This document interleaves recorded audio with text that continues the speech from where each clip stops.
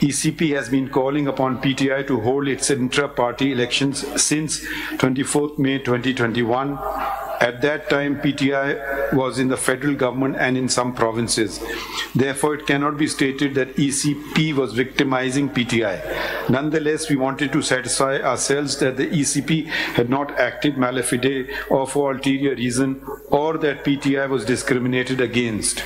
It transpired that ECP had passed orders against 13 other registered political parties which were far more severe than the order passed against PTI. One such case of All Pakistan Muslim League came before this court on 12 January 2024, and the order of the ECP delisting the said political party was upheld. ECP wanted to ensure that PTI holds intra-party elections.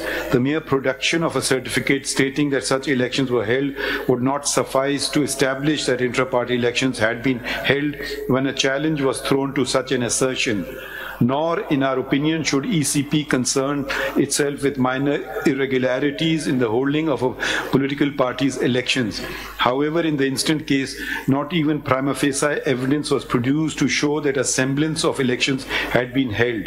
14 PTI members with stated credentials had complained to ECP that elections had not been held. These complaints were brushed aside in the writ petition by simply asserting that they were not members of PTI and thus not entitled to contest elections.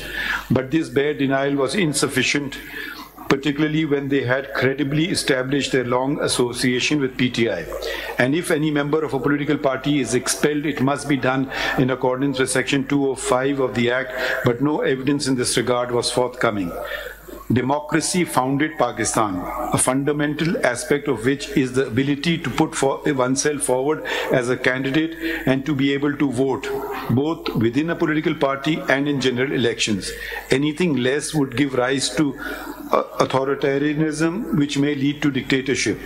The ECP is a constitutional body, and amongst its duties are those mentioned in the Constitution of the Islamic Republic of Pakistan, Article 219E of which stipulates that ECP must also undertake such functions as prescribed by law, which would include those mentioned in the Act. Section 208 of the Act mandates that political parties must hold intra-party elections periodically, and that a period not exceeding 5 years elapse within 2 elections.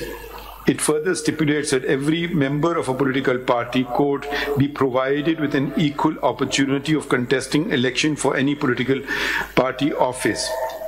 Unquote. Members of PTI were not provided nomination papers when they went to get them, nor were any intra-party elections held.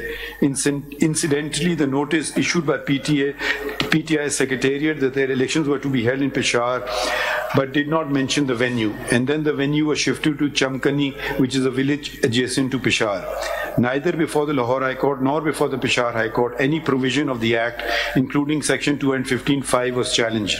The observation of the learned judges that the provision of the law was absurd was uncalled for, particularly when no provision thereof was declared to be unconstitutional.